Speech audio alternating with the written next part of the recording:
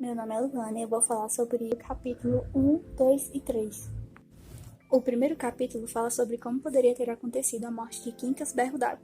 Havia muitas contradições de testemunhas sobre o caso. A família mantinha-se inabalável. Alguns espectadores, como o mestre Manuel e Quitéria do Olho Arregalado, narram que Quincas Berro d'Água naquela noite mergulhou no mar da Bahia, provavelmente morreu. E a família, horas depois, estava com um atestado de óbito assinado pelo médico. Culpam os amigos de Quincas, bêbados e velhos, pela desonra e o desgosto que o falecido deixou na família, e ele não seria lembrado pelos netos, pois sua memória era como uma mancha na família. Quincas, antes de morrer fisicamente, havia perdido sua moral e não possuía respeito.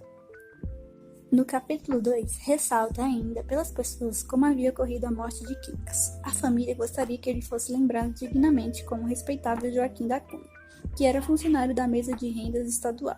Ao contrário disso, ouviam ora sobre um indivíduo bêbado, maltrapilho e estendido ao sol, ou ora sobre um desafinado homem cantando na lareira de São Miguel, com negras de má vida. Foi anunciado a Wanda, filha de Quincas, e ao genro Leonardo, a sua morte pelo santeiro, que detalhava como havia sabido daqui.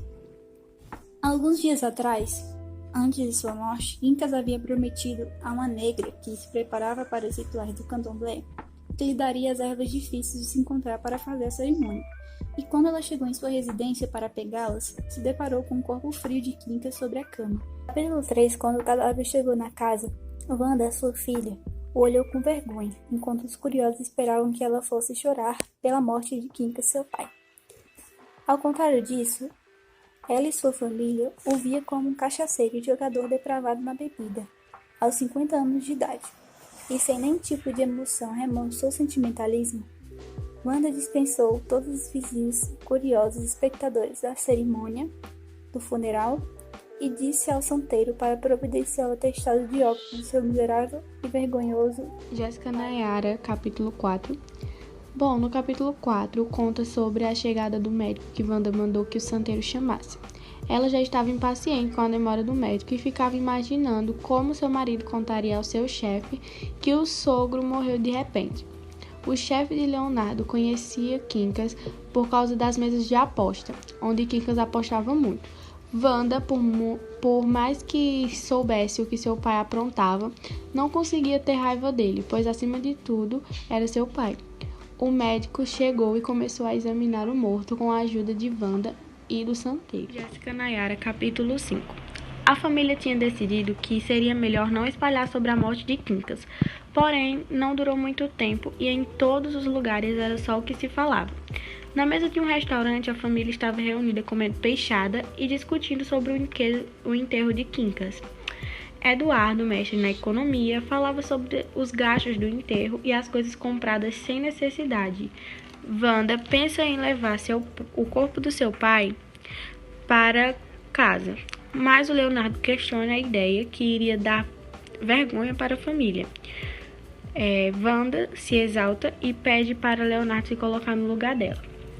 O tio Eduardo, que não era nada sentimental, insulta o Quincas com palavras maldosas e o Leonardo questiona de novo a ideia de levar o cadáver para casa, falando de novo das despesas e tudo mais. E Wanda acaba cedendo. Jéssica Nayara, capítulo 6.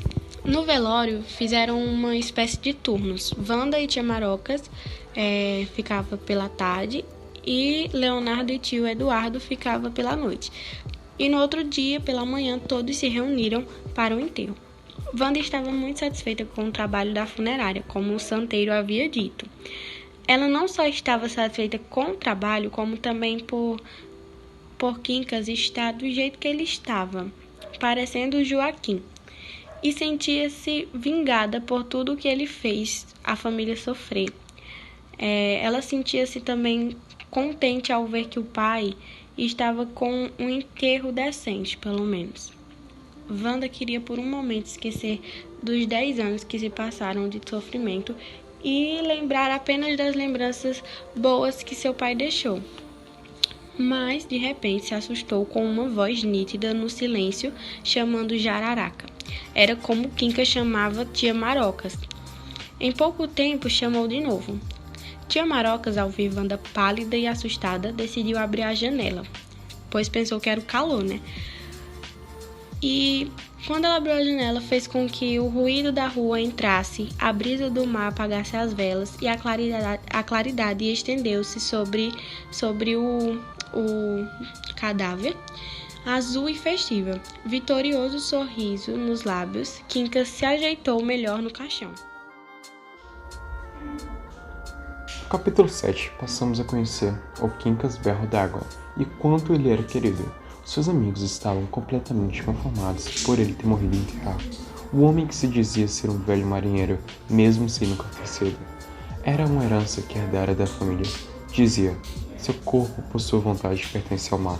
Somos informados do apelido Berro d'Água, dado a Quincas, devido à sua imensa paixão ao mar. O espanhol o enganou e ofereceu água, mas na verdade era cachaça. E, ao perceber o engole, Quincas deu um berro fenomenal e gritou a seguinte palavra: água! Chamando a atenção do meio mundo, sendo ouvido até mesmo no elevador Lacerda. A partir de então, transformou-se em Quincas Berro d'Água. Todos sofriam a morte de Quincas. O povo estava totalmente luto. E começa daí a aparecer as bondades do velho e bom malandro Quincas Berro d'Água. O capítulo 8 resume-se a quase que totalmente a apresentação dos 4 melhores amigos de Quincas: Curió, Negro Pastinha, Cabo Martim e Pé de Vento, onde através dessa parte da narrativa eles são totalmente caracterizados e conhecemos suas determinadas peculiaridades. O capítulo 9 foi basicamente o enfrentamento dos amigos de malandragem e da família de Quincas. Já no capítulo 10, continua o velório, e os 4 amigos em voz baixa disputam o amor da amante de Quincas, a Quitéria. Agora era o turno do irmão de Quincas, o Eduardo, que iria passar a noite, mas decide descansar um pouco e deixar os irmãos com os amigos. Aí, os amigos tomaram de conta do defunto e organizaram um velório decente, com cachaça e tudo. Tentaram rezar, começaram a beber da bebida ao defunto e o defunto devolvia um pouco da cachaça, lambuzando o paletó e essas coisas. Os amigos tiraram a roupa artificial de Quinca e ficou com os velhos trapos deles. Cada um ficou com uma peça de roupa, pois o defunto não precisava dessas coisas. Aí saíram agora com o defunto vivo para a peixada no saveiro. O Curió e o Pé de Serra saíram na frente. Quinca, satisfeito da vida, foi andando entre Negro Pastinha e Cabo Martins de braços dados. Gabriel Vieira Benevides, capítulo 11. Ao caminharem com o corpo de Quincas pelas ruas, eles captam uma calmaria normal. Tal fato se dá a todos estarem de luto pela suposta morte do personagem principal. É então que eles encontram Quitéria, e os rapazes explicam para ela que na verdade era o aniversário dele e não o velório. Ela acaba os insultando e dizendo que quase morria com a notícia. Logo depois eles vão beber e um homem acaba tropeçando nas pernas de Quinca, o que vai irritar o Negro Pastinha e dar início a uma confusão que logo é resolvida. Chegando ao mestre Manuel, que já não estava mais esperando eles, começaram a se divertir. Já em um novo cenário, ou seja, o alto mar, e todos já satisfeitos por terem desfeito o mal-entendido da morte de Quincas, a Quitéria estava com o Quincas e Manuel percebe que uma tempestade estava por vir, alertando a todos para se proteger. Contudo, Quincas Berro d'Água continua na tempestade e os outros ouvem suas últimas palavras. Capítulo 12. A família de Quincas se viu obrigada a pagar a funerária, mesmo depois da última morte do personagem. Wanda tinha aproveitado as velas e o caixão ficou no armazém de Eduardo. que espera poder vendê-lo algum dia. Em relação às últimas palavras do protagonista, existem várias versões, devido a ser conturbado ouvir bem no meio de uma tempestade. Segundo um trovador do mercado, passou-se dizer assim: ouviu-se Quincas dizer: me enterro como entender, na hora que resolver. Podem guardar seu caixão, para melhor ocasião. Não vou deixar me prender em cova rasa no chão. E foi impossível saber o resto de sua oração.